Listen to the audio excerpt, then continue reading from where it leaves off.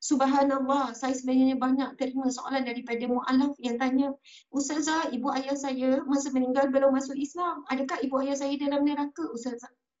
Dan boleh tak saya nak doakan ibu ayah saya? Ibu ayah saya baik. Ibu ayah saya besarkan saya dengan kasih sayang. Boleh tak kalau saya doakan ibu ayah saya masuk syurga sama-sama? أعوذ بالله من الشيطان الرجيم. Saya pernah satu forum dengan seorang mu'alaf, penceramah juga. Saya nak bercerita dengan sahabat-sahabat sekalian. Ketika ini, ustaz, dia seorang ustaz forum bersama. Masa ni ceritanya dalam hampir 8 tahun lepas macam tu lah mu'alaf. Kemudian apabila saya bertanya soalan kepada dia, bagaimana dengan ibu ayah, dah masuk Islam belum? Kemudian dia terus menangis atau pentas masa tu. Dan memang tak ada video live, tak ada apa-apa lah masa tu. Ni cerita 8 tahun lepas. Dia menangis. Dia kata, ibu ayah saya sudah tua dan ibu ayah saya belum Islam. Ibu ayah saya belum Islam. Lepas tu dia pun terus menangis. Dia kata, wahai orang-orang Islam, wahai orang-orang Melayu Islam, yang mana kamu lahir Islam, yang mana kamu lahir Islam, kamu membesar dengan Islam. Kamu kata bahawasanya orang bukan Islam, orang kafir itu masuk neraka, dibakar dalam api neraka. Kamu boleh sebut begitu, dia cakap. Sebab ibu bapa kamu Islam, adik-beradik kamu Islam, datuk nenek moyang kamu Islam. Tapi saya terhiris dengan kata-kata tersebut. Kerana saya tak boleh bayangkan nenek moyang yang saya sayang dibakar dalam api neraka. Saya tak boleh bayangkan apabila ibu ayah saya jika tidak masuk Islam dibakar dalam api neraka. Saya tak boleh bayangkan adik-beradik saya dibakar dalam api neraka.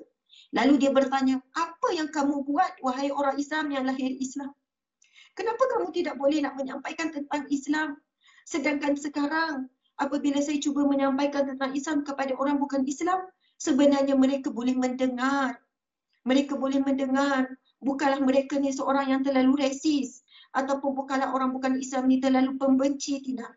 Tetapi kerana kamu begitu takut, tapi kamu begitu malas dan kamu tidak merasa tanggungjawab untuk menyampaikan Islam ini kepada seramai mungkin saudara-saudaramu. Subhanallah. Masa tu saya terpukul. Dia kata, bayangkan kalau kamu berada di tempat saya dan ibu bapa kamu tidak masuk Islam dan kamu sanggup tidak menyebut bahawasanya orang kafir itu di dalam neraka. Allahu Akbar, Masya Allah. Subhanallah, saya sebenarnya banyak terima soalan daripada mu'alaf yang tanya, Ustazah, ibu ayah saya masa meninggal belum masuk Islam. Adakah ibu ayah saya dalam neraka, Ustazah? Dan boleh tak saya nak doakan ibu ayah saya? Ibu ayah saya baik. Ibu ayah saya besarkan saya dengan kasih sayang. Boleh tak kalau saya doakan ibu ayah saya masuk syurga sama-sama?